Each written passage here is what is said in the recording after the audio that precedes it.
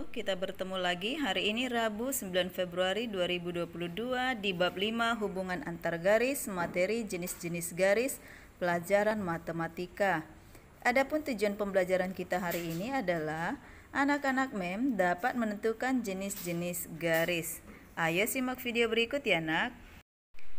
Garis adalah kumpulan titik-titik yang beraturan dan berkesinambungan, sehingga dapat disimpulkan bahwa garis terbentuk dari kumpulan titik-titik.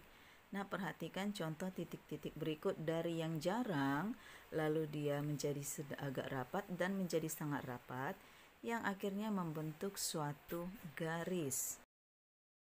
Berikutnya, kita lanjut kepada pengertian garis lurus, sinar garis, dan ruas garis. Nah, apa itu garis lurus? Garis lurus adalah garis memanjang yang tidak terbatas di kedua ujungnya. Perhatikan contoh berikut. Lihat di garis A dan B. Dia memiliki tanda panah di sudut A dan B, sehingga jika ditarik sejauh mungkin dia tidak memiliki batas pada kedua ujungnya. Dan dapat dituliskan garis AB atau ditulis dengan simbol AB, kita buat di atasnya ada garis tanda panah, berarti garis tak terhingga. Lalu yang kedua, sinar garis adalah garis yang diawali oleh suatu titik, sedangkan ujung lainnya menuju ke suatu arah tak hingga. Contohnya, kita perhatikan di sebelah kiri ini ada suatu titik, nah itulah dikatakan titik A. Lalu di sebelah kanan itu ada tanda panah yaitu B, sehingga jika kita tarik dari garis B ke kanan, ini tidak akan terhingga, dan untuk titik A jika kita tarik itu tidak bisa lagi. Tuliskan menjadi sinar garis AB atau ditulis dengan lambang AB dengan lambang gambar titik menuju B. Berikutnya yang C, ruas garis adalah garis yang dibatasi oleh dua titik.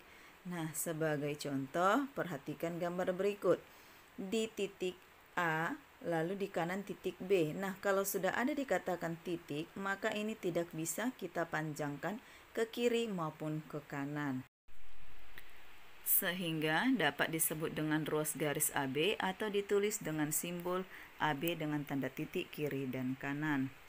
Kemudian, garis horizontal disebut juga garis mendatar. Nah, contoh garis horizontal, perhatikan ya, yang ada tanda panah ini dari kiri ke kanan. Sedangkan garis vertikal disebut juga garis tegak. Nah, ini dari atas ke bawah. Bagian B, hubungan dua garis. Hubungan dua garis dapat kita lihat pertama dari garis sejajar. Garis sejajar ini merupakan dua garis atau lebih. Jika dikatakan sejajar, apabila garis-garis tersebut terletak pada sebuah bidang datar dan tidak berpotongan, walaupun garis tersebut diperpanjang sampai tak terhingga. Sebagai contoh, lihat ini garis sejajar antara A dan B. Jika kita tarik ke kiri atas dan ke kanan bawah, ini tidak akan terhingga dan tidak akan berpotongan, karena ini dikatakan garis sejajar. Dan dapat disimbolkan garis A sejajar dengan garis B. Contoh lain bisa kita ambil pada garis berikut, yaitu garis J, K, dan L. Nah, jika kita tarik garis J ke kiri dan ke kanan hingga tak terhingga, dia tidak akan berpotongan pada garis J, K, dan L. Ya, sehingga ini juga dikatakan garis sejajar. Dan dapat disimbolkan dengan garis J sejajar dengan K sejajar dengan L. Yang kedua yaitu garis berpotongan.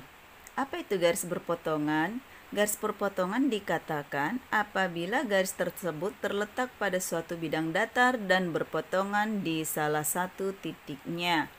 Sebagai contoh, perhatikan garis K dan L berikut.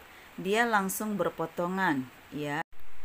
Lalu, jika kita buat di antara kedua garis titik, nah kita buat dia titik dengan garis dengan simbolnya yaitu titik O.